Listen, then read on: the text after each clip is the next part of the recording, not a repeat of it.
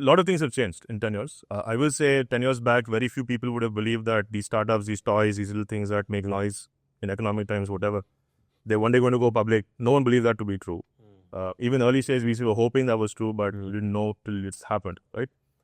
So early on, you said, okay, the goal here is growth. The goal here is prove a point. The goal here is show moats. You raise a Series A, Series B. But as the markets change, and as the Indian public markets have very clearly told us, we want more new assets, great businesses to come here. The role of the founder, the role of the shareholder in these private companies, in one day dreaming to go public, that has reached the next level. So what does that role today demand of you? The role today demands even of a seed stage founder to know about governance, to know about business integrity, to know about ESG, to know about one day I need an independent board member. What does that even mean? They need to know all these things on day one. No one is born with that knowledge, right? It's already hard to raise money, raise a seed round, hire your first team, take the risk, compete against a Google or a big Indian company or a bank or whatever. On top of that, you have this burden on the founder. So it's too much. It is too much on any human being.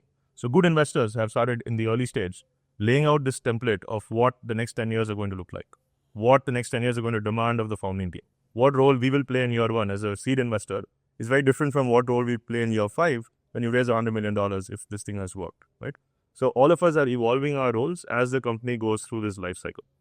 Secondly, I think on governance, I will be very pointed.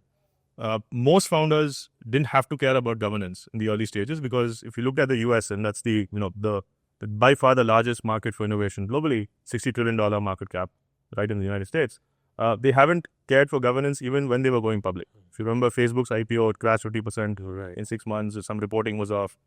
There have been all kinds of teething challenges, even for the largest, most sophisticated markets and the biggest tech company. So you understand that, yes, some things take time for a culture to seep in and for everyone to realize that is the true burden that we are building towards. And it's worth it. Because if you show governance, if you meet your guidance, if you manage the market's concerns about your business, they reward you on the upside and you get 60p, 80p, 120p.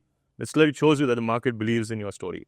And that's why it's worth it. And lastly, I think we've also seen bad actors on cap tables. We've seen a lot of helicopter capital come in and go. Yeah. They'll give you a massive valuation last week and then next year, those people don't even have that job anymore.